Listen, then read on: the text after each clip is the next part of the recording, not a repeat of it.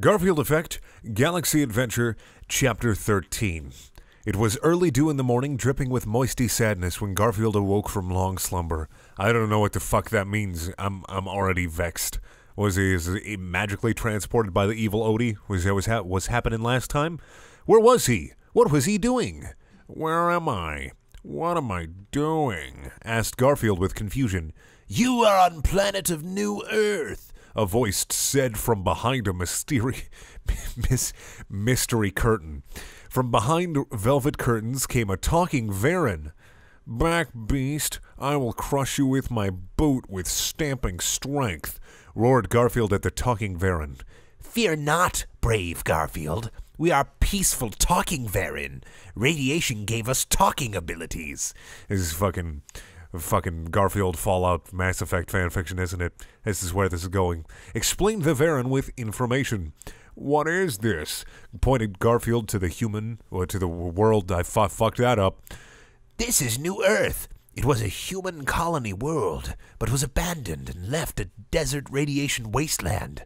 Now it is a world of danger and despair, said the talking Varan with sighs of lost hope. Then how the fuck was there dew? Earlier, remember, it was early dew in the morning dripping with moisty sadness. Where was that coming from if we're in a fucking radiation desert? I mean, get your shit together, author. Where is my crew and ship? Did you eat them foul beasts? Raged Garfield with vengeance in his eyes. No, Garfield, you fell from space alone. Your crew must be elsewhere on the planet, said the talking Varan with truth. Very well, talking creature.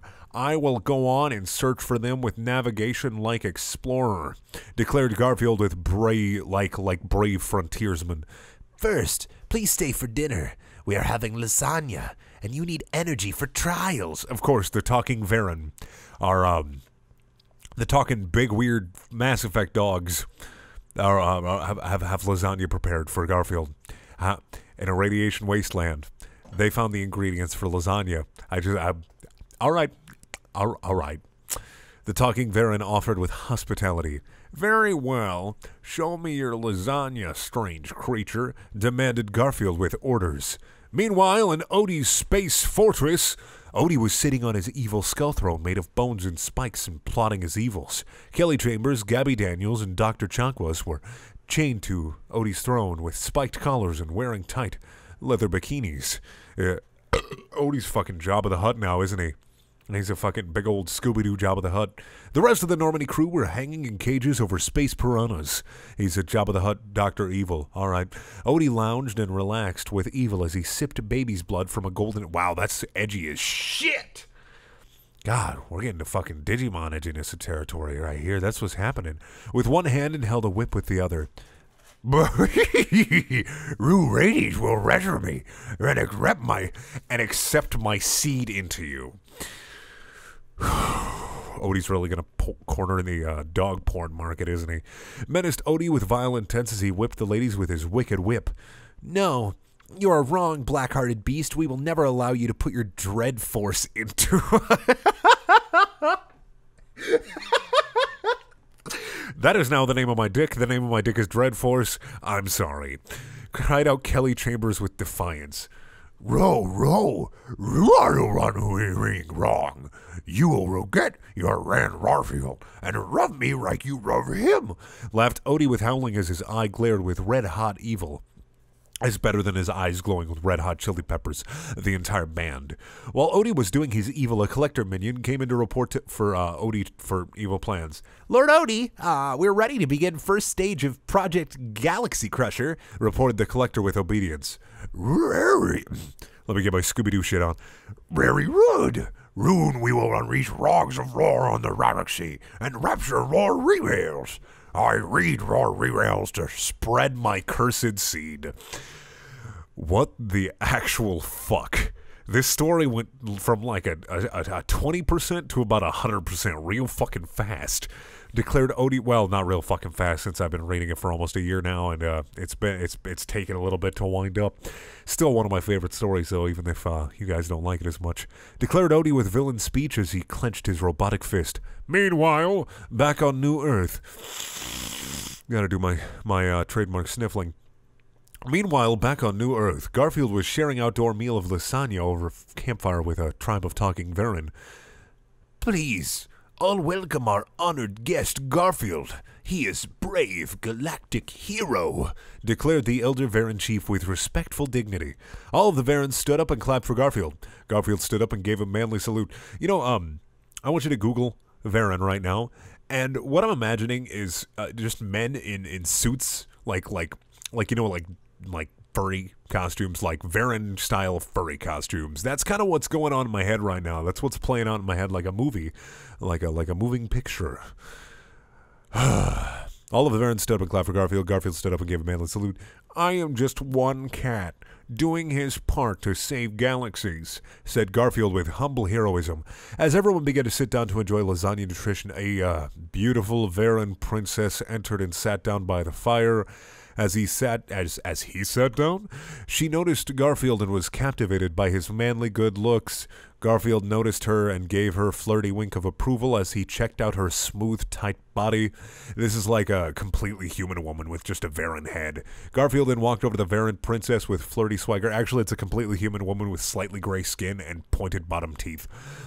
What is good-looking Varen princess doing in places like this? Asked Garfield with sly smirk on his chiseled face. Oh, Garfield, you make me blush like ripe barrel of tomatoes. Not a barrel of ripe tomatoes, a ripe barrel of tomatoes. You know, it's barrel picking season, and we gotta all do our part, said the Varen princess with shy mumblings. Come back to my tent, and I will make you ripe all over, just like a fresh, spicy barrel, flirted Garfield with sparkle in his eyes. Garfield, take me and make me a woman, said the Varen princess as she went. Oh my God, Shelby, what the fuck are you opening? God damn it, she's fucking opening string cheese just in the background like she thinks like she doesn't give a fuck about the quality of my videos. It's like she doesn't fucking care. It's like she doesn't understand. You can't just do that while I'm recording. You can't just do anything. You gotta sit there and breathe very slowly. Anyway, said the Varen princess as she went with Garfield to Garfield's tent for serious lovemaking. The beautiful Varen princess leaped on Garfield like a frog of the prowl and rode him like the stallion he was. But a stallion is a bull, and bulls cannot be But a stallion is a bull, and bulls cannot be tamed? Garfield gave her such force of love that she flew off him like Jack in the Box. Garfield then leaped on her and showed her what lovers can really do. Garfield made the Varen princess howl to the moon with pleasure as they rocked the tent all night long. That morning, Garfield awoke with urgency as he prepared for journeys of heart and soul. Must you leave my meaty man? Asked the Varen princess with heartbreak. Yes, salty slacks. I must go find ship and crew in this wasteland world, Garfield says as he puts cigarette in his mouth and lit with masculinity.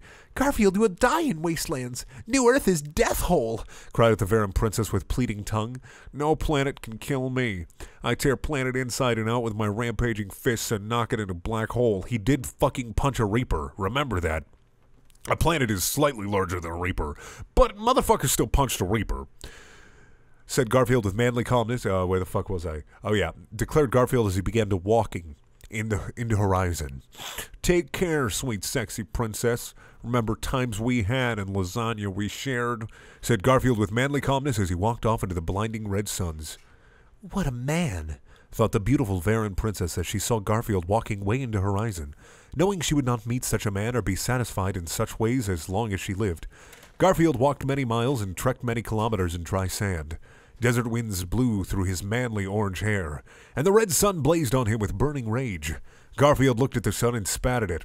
I do not fear you, sun. Come down and fight me like real man, roared Garfield with challenge over the desert sands. The sun remained silent out of fear, and soon night came. Garfield scoffed at the pitiful suns and walked further into the desert with courage in his heart. After more traveling in the distance, Garfield saw what looked like roaring flames. Garfield rushed forward with speed of porcupine to see what, like Sonic, the speed of a hedgehog, to see what madness was this. Help! Screamed poor defenseless villager. What is matter, poor weakling villager? Asked Garfield with heroic questions. We are being attacked by mutant biker gang, cried the villager in desperate tears. Garfield saw biker mutants ravaging villages and terrorizing townspeople. Garfield's eyes filled with rage as he saw the injustices. You have ridden your last ride, biker fiends, bellowed Garfield as he prepared for combat. Garfield took his combat knife with custom lasagna engraving. That's a rare CSGO knife right there. You gotta pay like $500 for that knife skin. I mean, come on now. Gabe Newell, when are you going to get on the CSGO lasagna knife skin for all the 14-year-olds playing your video game? When are you going to get on that for all the 14-year-olds who are making surf videos? When are you going to do that? Come on, Gabe Newell. Hidden in his boot and threw it at one biker mutant with a force of 1,000 megatons. The knife soared through air like a tuna leaping in triumph and tore through biker's mutant body and impaled him on a wall like a shish kebab shrimp. That was a great metaphor. I am the knife salesman. Here is a free sample. Quip to Garfield with hilarity. After Garfield's funny quip, he saw more biker mutants performing terror. Garfield took his Desert Eagle out and aimed with hawk's eyes and fired, shooting 4 biker mutants with 1 bullet. Like killing birds with stones, Garfield said with witty humor. The last biker mutant then charged Garfield with smashing in mind. Garfield looked at the fool with fiery eyes and grabbed stupid biker mutant by the neck and pulled him off the bike and held him high by the throat. "Please, Garfield, let me live. I have a family to support," pleaded the mutant biker with begging. "You can support your family as ghost in the mines of hell," said Garfield with hot-blooded fury as he crushed the biker mutant's neck with his mighty grip, making his eyes pop out of his head. After disposing of the biker scum, an Asari woman came out to greet Garfield with thanks. "Thank you, Garfield, for saving our village from the biker mutants. I am Liara Tisnoni." Why is Liara in a village on a magical planet, not anywhere near Garfield, not anywhere near the collectors, not anywhere near the brunt of Mass Effect? She's just in a village on a random planet waiting for Garfield to save her. Also, Garfield is just now meeting Liara in Chapter 13. Said the Asari woman with gratitude. "Ah, yes, I've heard you, woman. What are you doing on this place?" asked Garfield with inquisition. God, it's like the fucking events of the first game never happened. "I have heard you too, Garfield. You are mighty galactic warrior of truth and justice. I am searching for Shadow Broker on this planet, but so far I have no clues," answered Liara to Sony with great admiration and respect for Garfield. "Yes, this is truth, but where did those mutant bikers come from? What is source of this evil?" asked Garfield with curious words. "It is most tragic tale. I am afraid to say leader of those biker mutants is our old friend Garrus." What? Why the fuck is Garrus the leader of a fucking gang of mutant bikers? "The desert sun has driven him to madness." You fucking... Our old friend Garrus, but he's treating her as though he's just meeting her? What the fuck is going on? "He now rules biker gangs with iron fist and terrorizes the land," Liara Tassoni answered with sadness in her heart. "You are a woman of lies. Garrus is comrade in arms and would not fall to evil," roared Garfield with disbelief. "It is sadness but truth. Garrus has lost his senses. If you must see, then go north to their lair of madness," Liara Tassoni said, pointing north to the horizon. "I will go and prove you wrong. I will make you eat your words like fresh lasagna being rammed in your face," Garfield declared with a booming voice filled with righteousness as he walked back into the desert to prove the innocence of his comrade and find truth for all. "Godspeed, Garfield. Only you can save Garrus from the madness," whispered Liara Tassoni to herself as she saw Garfield walk into the desert winds with iron will. To be continued. Thank you for watching. Please check out my other videos. There are also things. And if you want to watch more Garfield Effect Galaxy Adventure, click on the top right corner. There's a playlist there. If you want to watch a video that has nothing to do with my channel whatsoever, click on the bottom left-hand corner. If you want to buy shirts and shit, that's up at the top left-hand corner. And I also have Patreon because I'm human garbage, and that's in the bottom right-hand corner. All right, well, I'm gonna go fight off a bunch of 14-year-olds that are trying to steal my CSGO skin, my hot lasagna skin. I gotta stop them, motherfuckers.